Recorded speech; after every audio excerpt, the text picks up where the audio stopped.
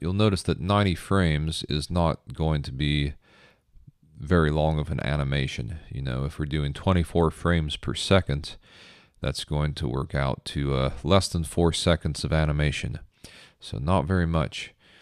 So we need to add in some frames here.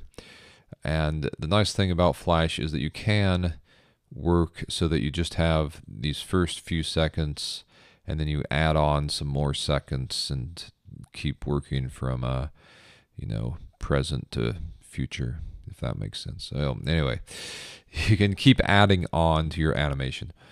All right, so how do you do that? Well, you'll notice that if you hover your cursor over the edge here, you get this double arrow, and this is the wrong way to do it. I'm going to show you though.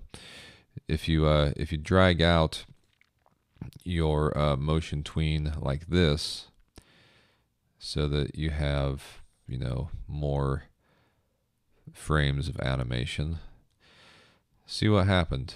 Well, all of a sudden our keyframes got stretched out also. Okay, so that's not going to work very well, is it? Because if we play that from the beginning, you'll see that it makes no sense. Okay, so we don't want to do that. I'm going to do some undos. There we go, got them back. What we want to do is go out here. I'm going to go to frame 250. I'm going to hold down Command and click to select both those. Right click and just insert the frames. And when you do it with that method, if we go back to the beginning, yeah. Okay, so keyframe positioning is preserved. Okay, so if I play this, the beginning is exactly as it was, and then we have more space, more time to do more animation later. Okay, so that's one thing I wanted to show you. The other thing is that, say we want this exact scene to be repeated later on over here. What do we have to do? Well, we have these keyframes that are, remember, keyframes are just a recording of the state of that frame. And so we want to duplicate the state of these frames over here someplace. Okay. So what we have to do, and all we have to do, is highlight those and then hold down on Option and click and drag. Remember, Option copies over whatever you're dragging. I let go, and now all of a sudden on what is this, frame 93, I have the same state on frame 93 as I had back on frame 30. But there's a problem here. I did it kind of incorrectly just to show you this. Or not incorrectly, but just I haven't quite got there. If we play it from this point, what happens? We have this weird movement that's developed from frame 60 to frame 93. Right? We want things to snap from this state to this state. So all we have to do in this case is, remember, we want this like 4 keyframe pattern, or however many layers you have. It's, you know, going to be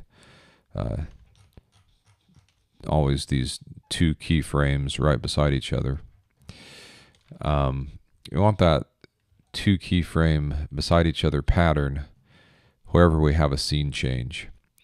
So this is the position that we have on frame 61. I'm going to hold down Option after selecting those and drag them over to frame 92. And now we have a nice transition from frame 92 to 93 where it just snaps back to the wider shot. Okay. And we could do that as many times as we wanted. If we wanted then to go back to the close-up on the female, what you could do first is actually preemptively copy this over a little bit later.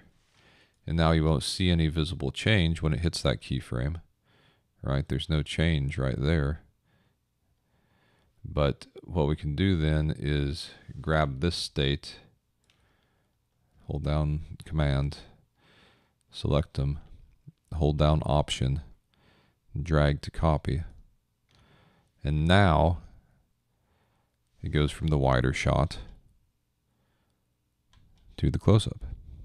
Okay, so experiment putting in a few scene changes in this manner. And this is how I like to kind of do things in sort of broad to specific, so that we have these shots, so to speak, set up first, and then we can do the finer animation with the lip sync and the eye movement and all that stuff later on, which we will get to in the next video.